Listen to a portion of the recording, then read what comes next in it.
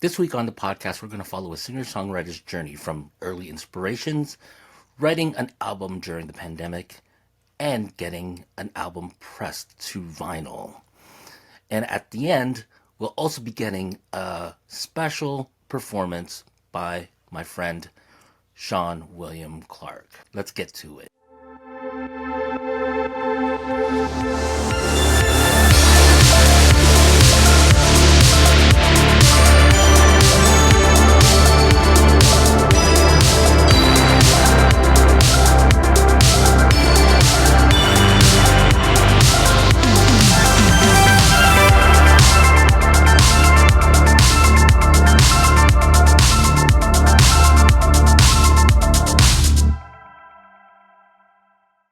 Hi, I'm Rannie, and you've reached the Vinyl Junkie Podcast, where we speak to vinyl lovers around the world about music, fandom, and the records that we love.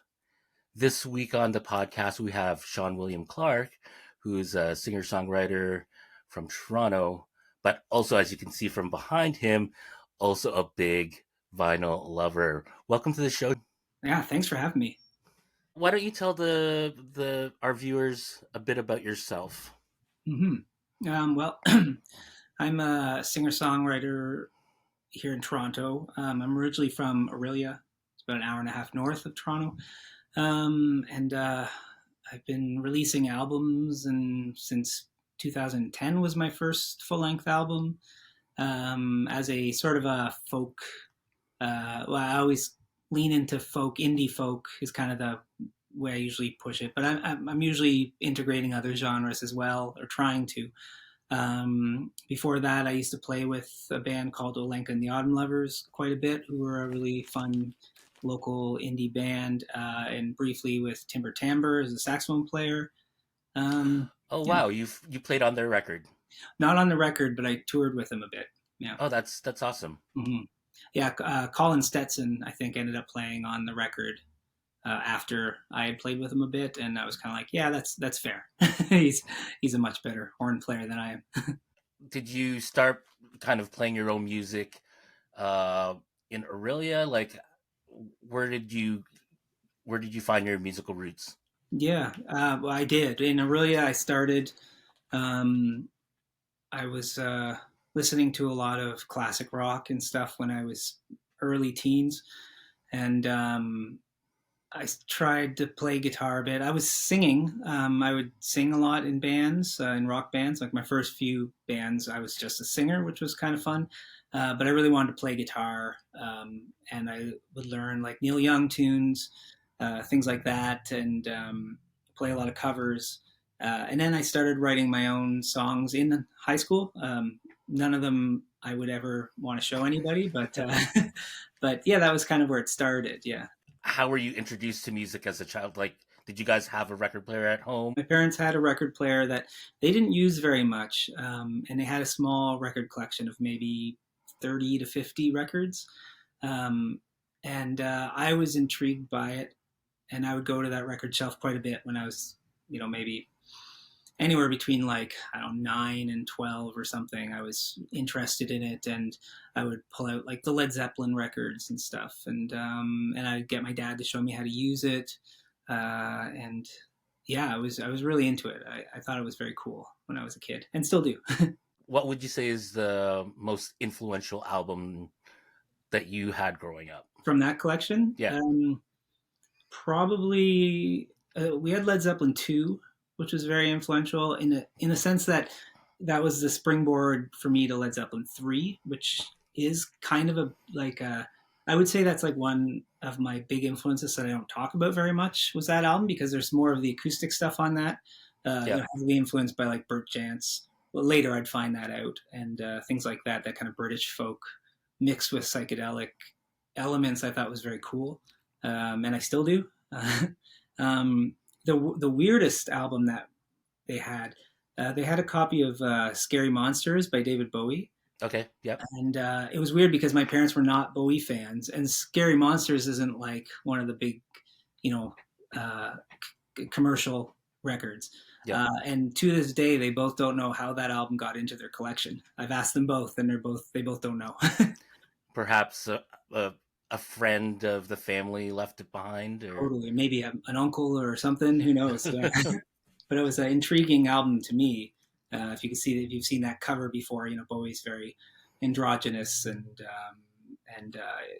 intriguing, and then the music's very interesting. I didn't get it at first, but I've grown to become, of course, a huge Bowie fan.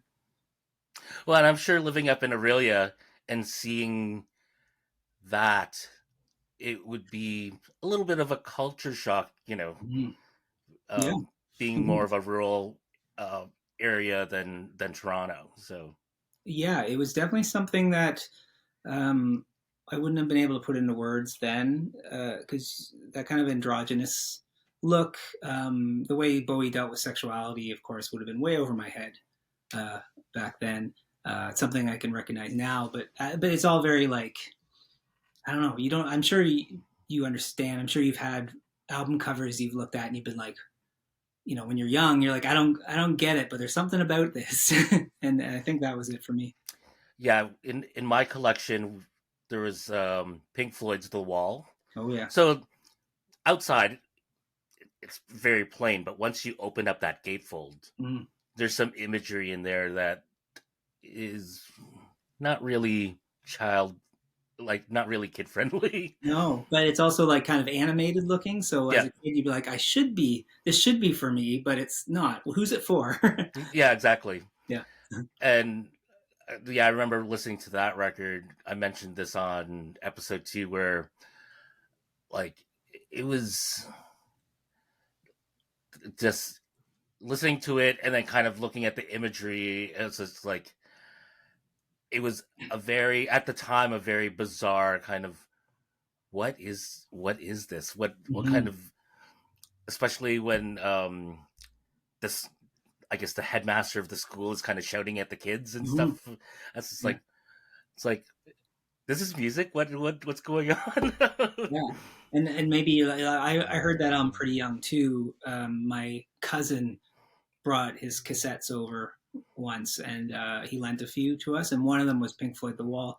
And I'd never heard music that was made for like a film or like a stage production or something, so you get a lot of repeating themes and ideas. And at the time I was like, why are they just doing this song again? I didn't I didn't Yeah. understand the importance of like developing a theme and idea, and making that flow through an album to tell a story. So yeah, it was a little hard for me to get started on that album too.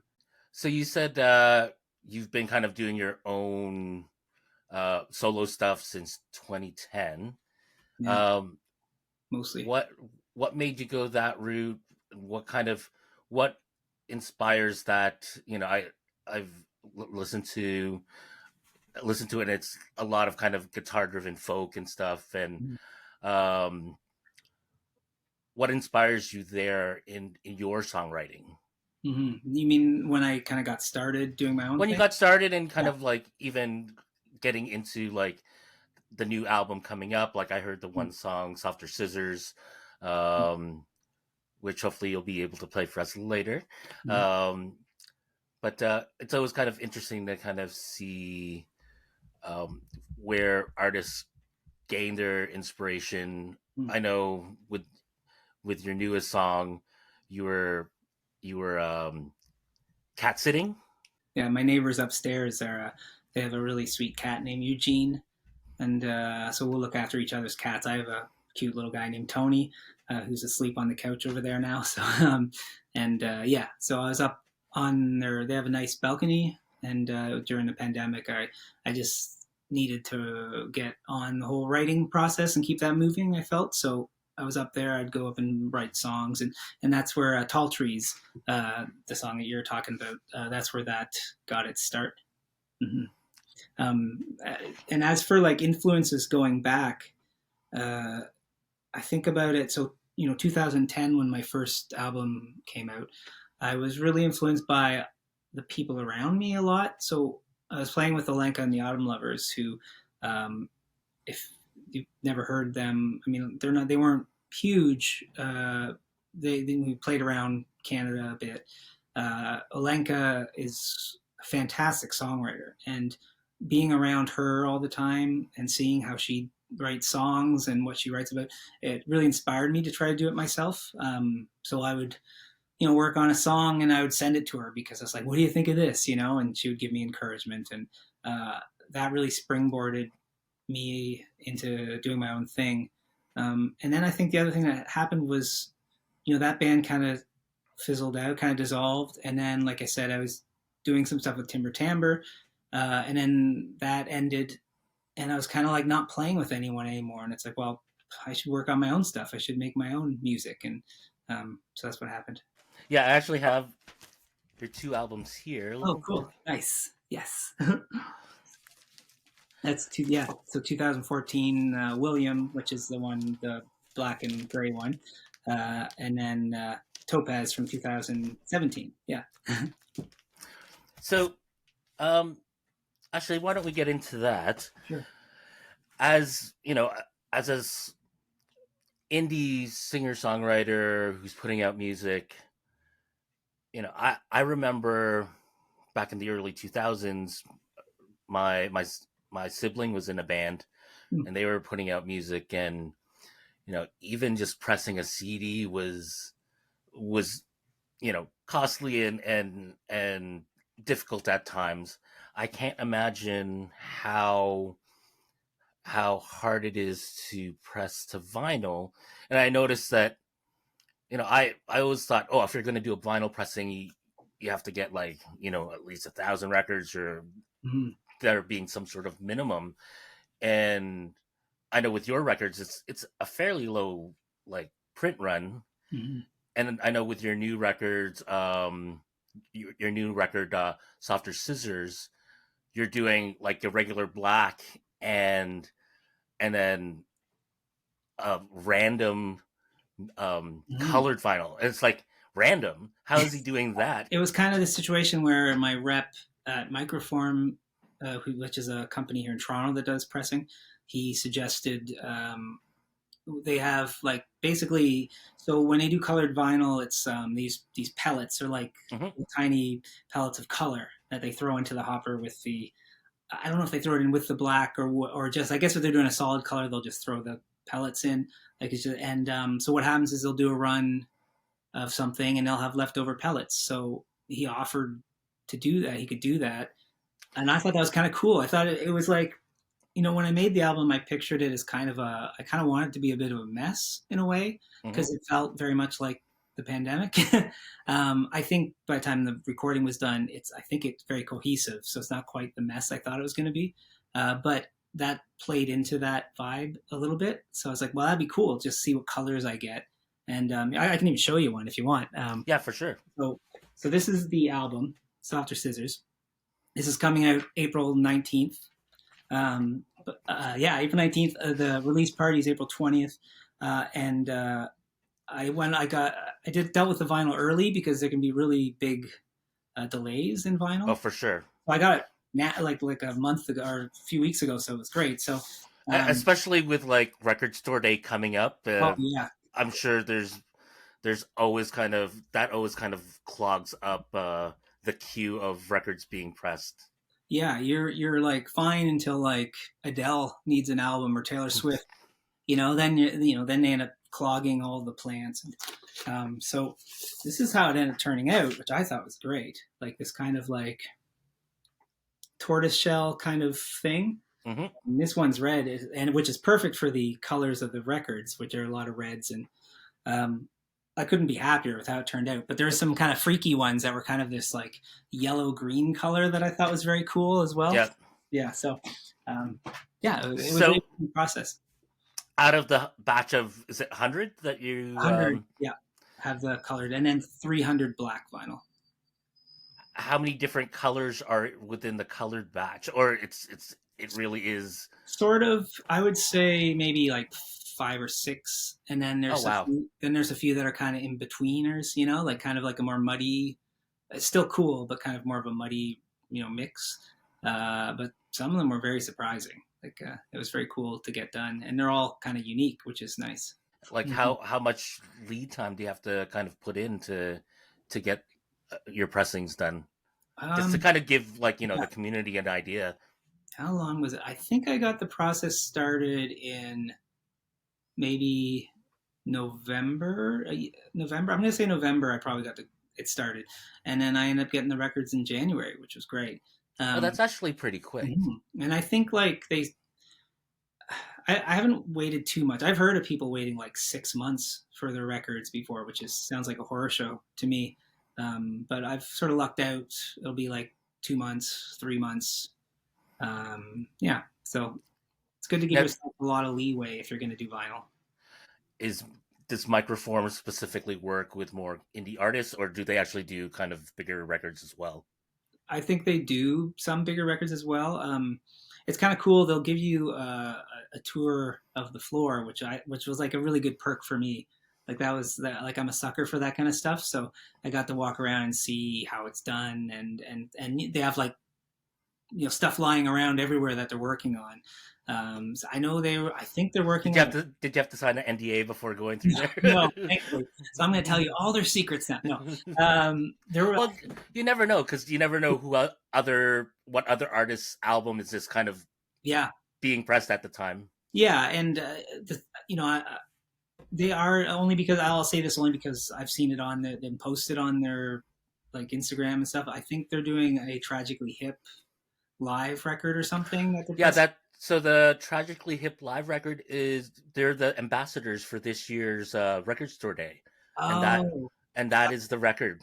So I think they're pressing that at Microform, and then they had a lot of like neat. Because I think they'll have labels run their stuff through them. So they'll have these kind of like odd labels that release like live albums from classic rock bands or something. So I would see some unique things around there.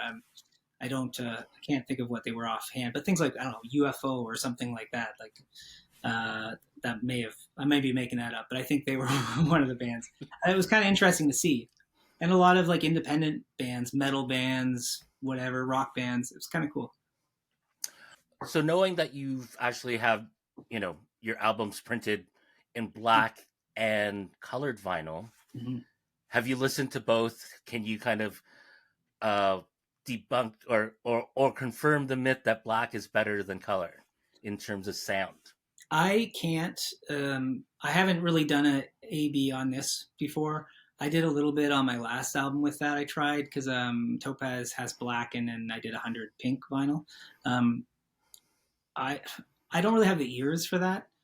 Some people are really good at picking that stuff out. I just can't. And my record player is good, but there's some problems with it that I haven't gotten around to fixing in the last like 3 or 4 years. So yep. I'm not sure. I have heard that before, that there is a difference in quality, but can't say that I've ever experienced it myself. All right. Do you have good ears for that kind of stuff?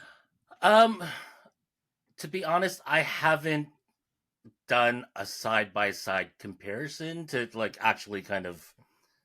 Usually, I'll just play the album and it's like and enjoy the album and it sounds great, and I'm not one to. I'm not that audiophile that needs the best pressing of a certain record, but that being said, I do appreciate when the pressing is good versus there are some horrible pressings where it's, the sound is muddy and for sure. Yeah, no, it's true. And I'm sure some of that stuff, if like you said, if I was to like listen to it back to back or try, track to track or something, if I had the time, maybe I would hear things like that on records, because I'm the same way. I'm not really interested in, I'm not a collector in that way. Like I don't need the first pressing, whatever, to be good, feel good about it. I just want the album. I want the music, and I want it to play. You don't have 5 variations of like no. the Beatles' White Album or something like that. No. And one of the things I did, like I've been trying to like keep my record collection kind of contained. So I mean, behind me I have two shelves of 3x4 shelves, and I'm not going any bigger than that. So I'll collect a bunch of records and take them up to my friends in Gravenhurst, where I recorded the album. I'll take him records that he can sell in his shop, because I just don't want to be. I don't want to have that many records. I don't want to be like one of those crazy collectors. So one of the things anything time I had like doubles or something, I'm feeling shaded right now.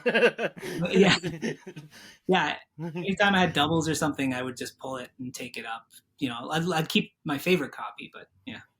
So Shawn, uh, if I were at your place, what could I expect to see in that record collection behind you? Well, there's a lot of. It kind of starts with the biggest grouping is like this whole top row is all like kind of classic rock, pop rock, power pop, that kind of stuff from like 60s, 70s, 80s, 90s, and that covers that whole shelf. So that's a big one. There's a couple shelves of modern, and I say modern, like stuff released in the last like 20 years. Yeah. And a lot of like people I know and local acts are in there. So there's a lot of that. There's a pretty good jazz section. And then there's like, soul, R&B, blues, that kind of stuff. And then like country folk songwriter stuff as well. And then ambient, like kind of ambient and like experimental. Okay. I like that stuff too. Actually, there was one record I was gonna chat with you about, because you'd asked me about like, well, you said have like two records that mean something to you, which is an impossible thing to do, as you know. It's like choosing your favorite child or something. Yeah, so I was thinking like a compilation actually that really really means a lot to me that I got a while ago is this. I'm the Center. Do you know this compilation? I've seen it before. It's from Light in the Attic, and it's a private issue New Age music in America, 1950 to 1990.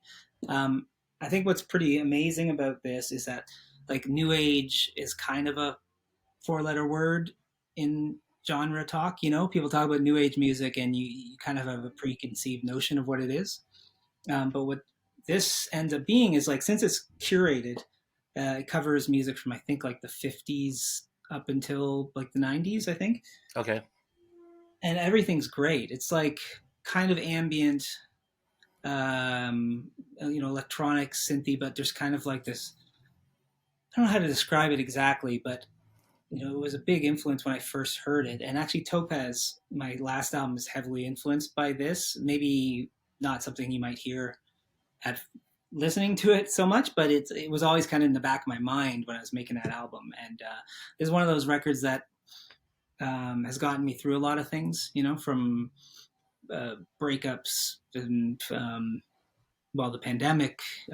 This compilation and a few other compilations from Light in the Attic where I was listening to all the time. So yeah, it's a good one. Yeah, I'm very much into kind of that ambient electronic, very very chill. Do you know of I'm gonna totally butcher his name right now.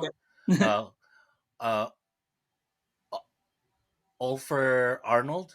Oh yeah. Ulfer Arnold's. Yeah. He's pianos and then just so that beautiful kind of neoclassical stuff that's like really big in Iceland. I have a bit of that, like Johan Johansson and Olafur Arnold's. A friend of mine, Snorri Helgeson, does that kind of stuff too. And man, I got to see Olafur. So I went to Iceland. Yeah, I went to Iceland. I played in Iceland a few times, which is like a huge honor. And I got to play at the Iceland Airwaves Festival. Oh, nice. And so it's really cool. They have these kind of like, they have their main stage stuff, and then they have what's called like off venue, or I think something like that. So it's like not technically part of the festival. Kind of like satellite shows. Yeah, exactly. So it's like included in the, like in the your festival pass. Exactly, and in the literature and stuff. So like for all accounts, I was part of the festival. But anyways, I was playing, and it was a great show. And my friend who lives there, she was like, well, they do the KEXP, that radio station. They do live shoots from the festival, and they do it at this small hostel called Kex. And so she was like, we just got to show up like an hour or so early, get a spot, and we can watch. And it had to be Olafur Arnold. So I was like 4 feet away from him for the performance. It was he was playing piano. I'm getting like goosebumps right now. Man, it was one of those moments in my life where I was like, how did I get here? What is life? How does it come together to put you in this space? Like I said, 4 feet away from him, and it was like him on piano and a few string players, and like it was just it was gorgeous. What an experience! Really I have seen him. When he played at Roy Thompson Hall, but like seeing him, it sounds like it was a very small, intimate space where you saw, and like to a hometown crowd, I assume, or at least a home country crowd, that would have been kind of a really neat experience. It was pretty amazing, yeah, for sure, yeah. But yeah, all to say that I love that stuff too. Mm-hmm. So it sounds like, obviously, like, you probably have a lot of singer-songwriter friends, a lot of people kind of in the indie business. Mm-hmm. So you're getting, not that everyone's kind of here tradesy, but mm-hmm. like, what do you decide comes into your collection aside from that stuff? Like you're mm-hmm. saying, obviously vinyl takes up a lot of space. Mm-hmm. I have like 2 5x5s behind me. Yeah. There's one here and one over there. And I know, in terms of myself, my purchasing has kind of slowed down. Mm-hmm. Partly to, me taking some time off in a way and kind of rediscovering myself, but also, after moving this collection twice, I think like the first time I saw you had dropped off your 2 records to my old place, and mm-hmm. then since then, I'd moved once, and then I moved out here to Bowmanville. So Bowmanville, okay. Wow, that's tough, moving all that stuff for sure. And where I am now, this is like the 3rd floor. Oh, jeez. Yeah. So, so I totally get kind of like, despite having collections, how do you decide what comes in, and if something comes in, what goes out? Mm-hmm. I'll do, when I feel like purging, I'll kind of just like go through and look at things maybe I haven't listened to in a while. And it's very intuitive. Like I'll just go through and be like, I'll just start pulling things out, and then I'll put them on and see what I think, because if I haven't listened to it in a long time, it's a good chance I'm not going to.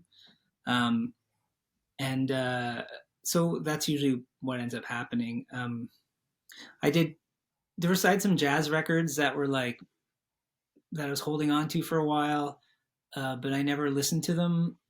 And I think I was holding on to them because they were kind of like maybe worth something, which is funny because I'm not like, I don't go on Discogs to try to sell things, and it's not really my thing, but you still have that, you're still like, oh man, I found this thing, like I found this record, and it's like there in case, I don't know, someone comes over and who might dig it and I can show it to them.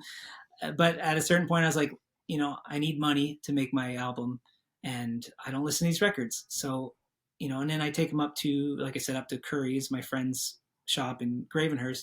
And at least I know it's going to someone who appreciates music the way I do, and he can sell it to other people who appreciate it the way I do. And so I just try not to be too precious about it. I think that's the biggest. Yeah, no, it sounds like you aren't, which is actually a good way to kind of have a collection to be a bit more fluid. For sure. I saw an interview with Questlove once where he was showing off his record collection. And he has like a room full of records, like a big closet full of records. And I don't remember exactly what he said, but he said something to the effect of like, if I listened to like these records back to back until the day I died, I wouldn't be able to listen to all of them. And I thought, that's sad. Then why have them? I'm kind of like, someone else could be listening to that record who might dig it. Why am I hoarding something that I'll never listen to? Just because I think it's cool or whatever. So that had an effect on me thinking like that. Well, sometimes, and now to play devil's advocate, I know there's some stuff like there's CDs I still have, Mm, and especially back in the 2000s, I was going to a lot of like smaller indie shows in the city. So I mm, have a lot of indie artists that's CDs cool. that aren't on Spotify, Mm, that haven't been pressed to record, and there's that stuff that I just can't let go of because if I yeah. ever wanted to find it or listen to it, like I can't even go online to find Yeah. half that stuff these days. I understand that. And I have a bunch of CDs, so I'm kind of the same way because I was a big CD collector for a long time. So yeah, there's some things you just can't get rid of. Most records like you can find, but also I don't really trust streaming because like that's the thing with streaming is that like if Spotify decides tomorrow that it doesn't it's not worth it for them to have all these records that on their site, they'll just pull them, right? They have no allegiance, they don't love music. I would go so far to say that they hate music and they would like to get music as far away from their business model as possible. So in that sense it's good to have physical copies of something you love. That I agree with 100%. I'm glad that you brought up streaming because I was reading the page about your new song, and you know, obviously you want to announce it to all your followers and fans and stuff, it and you're saying on your site it's like, oh, it's available on all streaming services, um, but you said you had a preference for title. Mm, right. And So it's I'm not on title, so I want to kind of, but I know there's kind of people who love it, people and other people just mhm. don't really it's care about mhm. it. It's But title. I don't think there's really a big difference between all the streaming sites. Honestly, Spotify, I would say that they figured out the algorithm for playlists really well. That mhm, doesn't exist in like titles. Playlist abilities are not great. Um, but ultimately, I went with the brand that pays artists the most. yeah, And that's it. It's my only thing. So, and I'm not, I have no allegiance to title. If Spotify tomorrow were like, we're going to pay this much to artists, and it was more than title, I'd jump ship in a second. Because I don't really see a difference between from the other beyond aesthetics and maybe some usability. Because I think like most of their catalogs are pretty robust now. It's not like a few years ago when Spotify had a lot more music than someone else did. So are you finding that um like what's your streaming breakdown like of all the sites? Where does Spotify fall with your listeners versus title versus Apple Music or that's a good question. I haven't really done too much digging in that. I would say just because Spotify is the bigger brand, that my music gets heard more there than anywhere else for sure. But I haven't done too much digging into that. So, but it's pretty likely that Spotify would be uh, the bigger one. Yeah. so let's get before we kind of like end things off. I wanted to talk to you a bit about your newest album, Softer Scissors, Sure. and your newest single, Tall Tall Tall trees. Trees. Yeah. Obviously, I've only heard the one song off the album. Yeah. Um, would you say this is kind of your COVID album, your kind of your reflection or your culmination of the last few years that we've all kind of been going through? Mhm. Is that something that I can safely assume, or is it that just kind of like the one song and we should expect other themes Right. and whatnot? I think it's a bit of both. I think most of the songs were written over the last 5 or 6 years. so that's so therefore because I was going through that, that influenced a lot of the music on there. Um, excuse me. But some songs, a lot of songs I don't usually write thinking like I'm going to write a song about this thing, um, so much, but sometimes that stuff will come out. Like you can't escape who you are, or where you are in time. Yep. So, so all that influence does come out. I would say that that song is the most overt one that's influenced by that time period because, you know, because the lyrics are so personal of a time. Uh, Yeah, yeah. when I listened to the song for the first time, even before I read the Mm. blurb on your site, I was like, I I definitely felt the feelings of like kind of looking back at these few years that we've gone through, and Hmm. you know, I think it was that one line of like, um, I don't remember the lyric exactly, but how, how some of us, looking back at the friends and family that have made it to the other side, Hmm. Yeah. and that really kind of spoke to me. Yeah. Yeah. It was. Yeah, it's very much about family and like what me and my family were going through at that time period, and a lot of things play into that. Like COVID, obviously, because different family members had different opinions about it. But then, like through my mother, we were discovering our roots within the Métis Nation, um, Okay. and that was really exciting and interesting. And that was there's a bit of that in there because that's something our family were thinking about. And then and then thinking about, especially through that, people who passed on, like my grandfather and things like that, that I, because of all these little things, you start thinking about people that are surrounding those memories and those histories. And Yeah, and COVID definitely gave us a lot of time to reflect yes, yeah. on that sort of stuff. Hmm. It's true. It was something. It was, I uh, kind of like sheepishly say that it was pretty good for me, and I don't mean Are that you, as are you brag. would you consider yourself an introvert? No, I think I have a limit of how much extrovert behavior I can do. I think I'm very outgoing and I do like to be around people, but I think I'm also good at being alone. I think I know how to do it pretty well.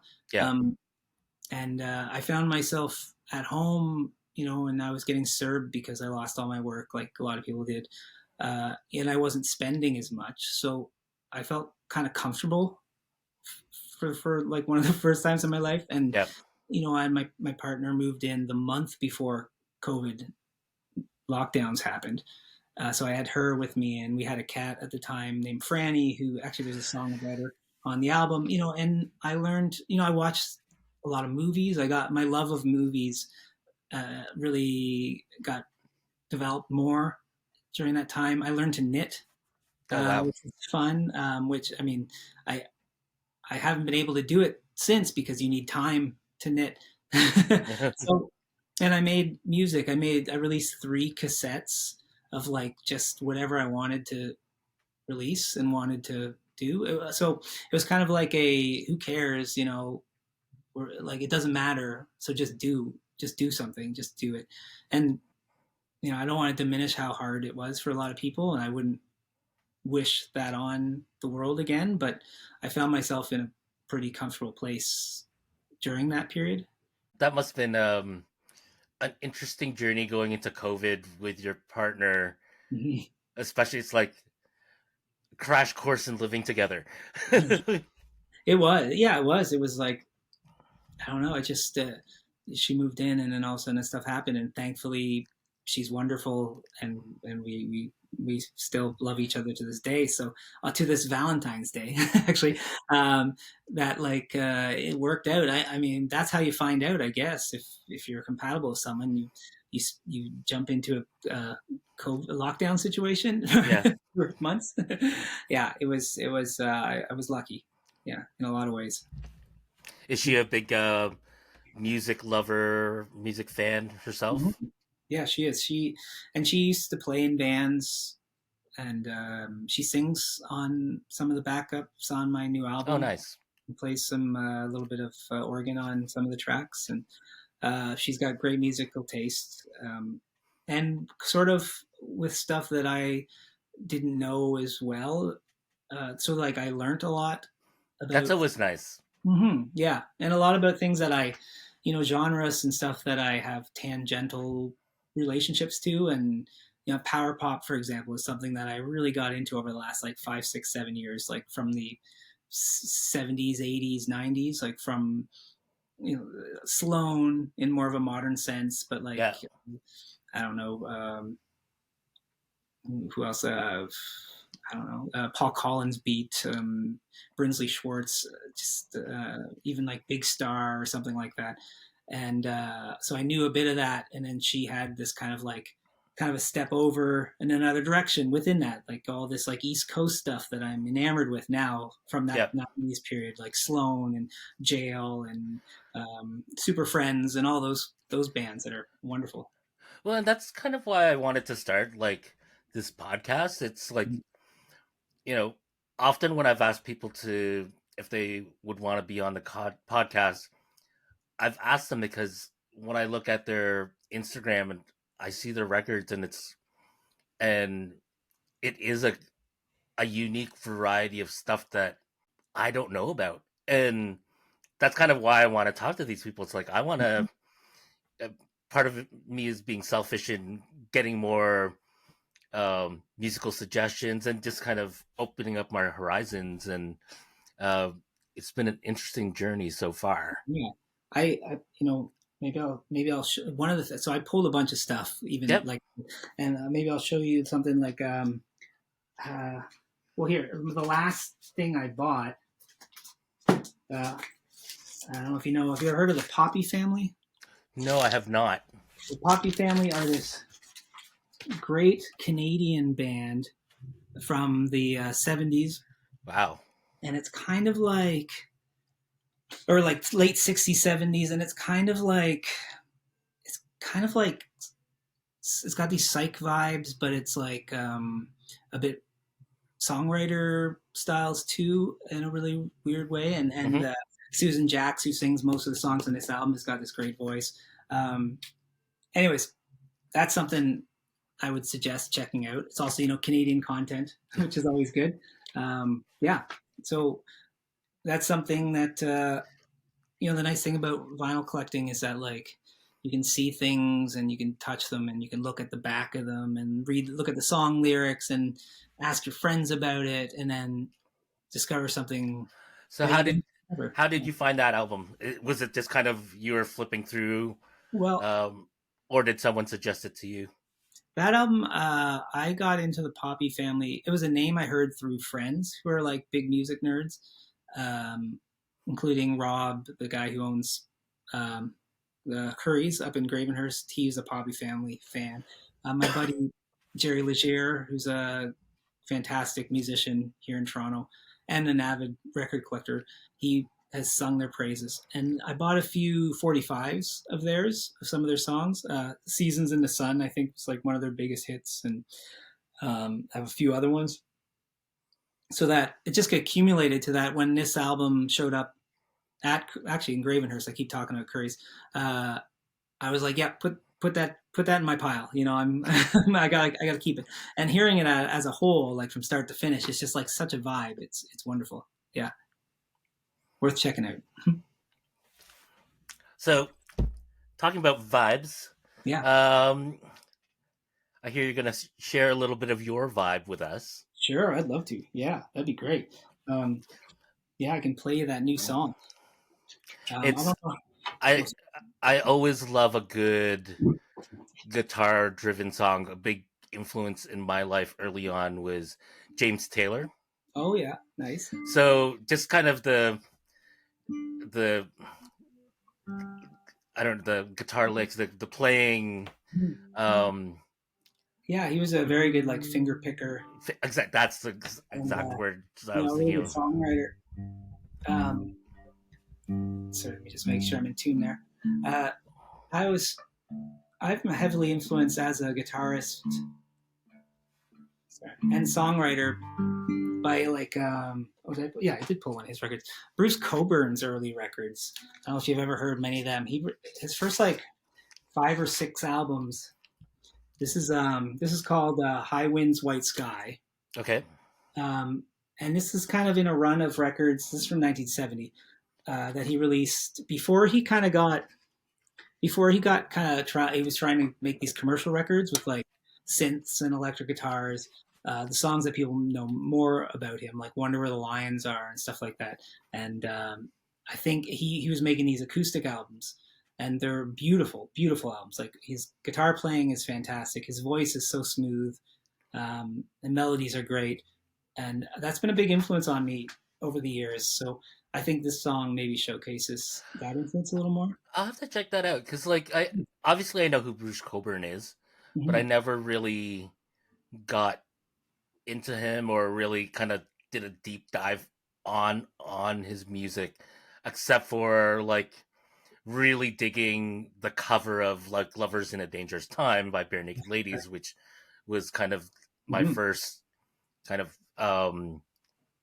that first put him on put Bruce Coburn on the radar for me. But yeah, I'll have to check that out. Thank you. Yeah, they're just beautiful, like beautiful songs that are a lot of guitar, like picking, some piano. He does that kind of like 60s white guy musician thing with throwing blues songs in there every once in a while, which I'm not too keen on. But for the most part, the albums are great. They're really great listening. Yeah. So this doesn't have any blues riffs in it, this song. Let me know if it's like if the volume's too high or anything. But can you hear that okay? Yep. Okay, so this is called Tall Trees. I'll just play it through.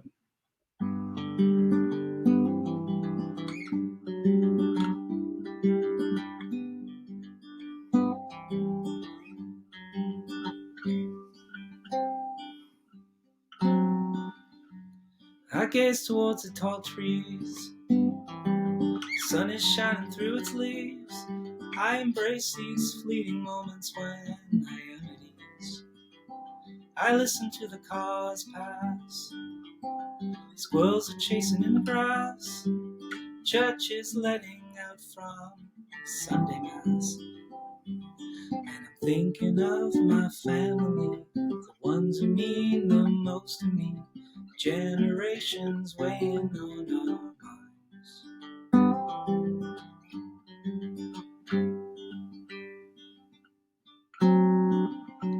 Interrupted by a blue jay, I watch until it flies away to chase a group of sparrows from its hideaway. The motion from a streetcar down the road but not too far, stalking city streets like a jaguar. And I'm back to thoughts of family, the ones who mean the most to me. How narratives make strangers of us all.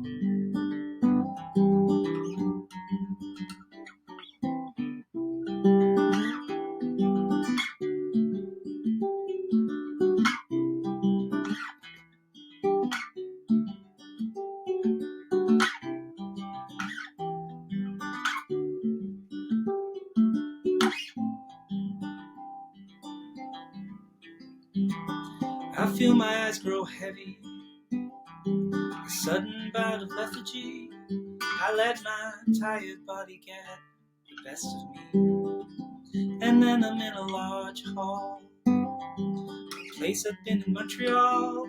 I see more familiar faces than I can recall. And I'm back with thoughts of family, the ones who mean the most to me, the ones who made it to the other side.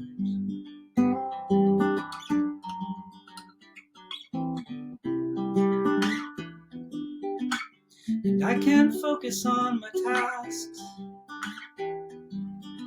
with an unknown future, forgotten past. But I'm okay if someone asks, gaze towards the tall trees, shaking off the summer leaves as heavy wooden fingers wrap around me.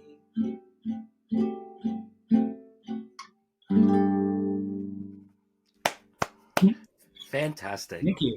That was really beautiful. Thank I you. I was actually I actually got a little teary eyed through it. It's not a good Valentine's Day thing for me to do. Aw. Thank you. Yeah. So before we close things off, your new album is coming out in April. Yeah, I'll showcase it again here. It's called Softer Scissors. So where can our viewers find this? Are you, and if they are in the U.S. or internationally, are you shipping that? Where can people find it? I guess the Bandcamp is the best place because that's where I sell my merch through mostly. So, and that's Shawn Clarke. I think it's just ShawnClarke.bandcamp.com or Bandcamp. It's funny. ShawnClarke.bandcamp.com. Okay, that's the one. We'll have links below. Yeah, and these things, they're for it's already ready to pre-order. You can pre-order the digital, the CD, and the records. And since I have the records here, I can start sending them out as soon as people order them. So people want to pre-order it, they could maybe even get it earlier. So that album comes out on the 19th, and then the release show is on the 20th, which is Saturday at Burdock in Toronto. Okay, right on Bloor. Yep, correct. Bloor and Dufferin. Yeah. Near there, yeah. Yeah. Oh, and also, I guess I should say that my next single comes out on Friday. Oh, sweet. Mm-hmm. Yeah, it's more of a rocker. The record comes in two variations. Mm-hmm. It's the black, which is $25, and the random color edition, which is $30. Mm-hmm. And those are limited. So if you guys want to support an indie artist like Shawn, you gotta get in there real quick. Yeah. Shawn, where can people find you online? As far as social media stuff, I use Instagram probably more than anything.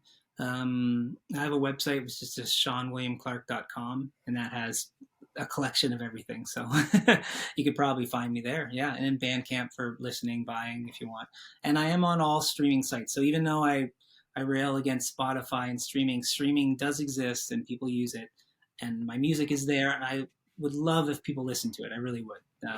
That's totally cool. I get it.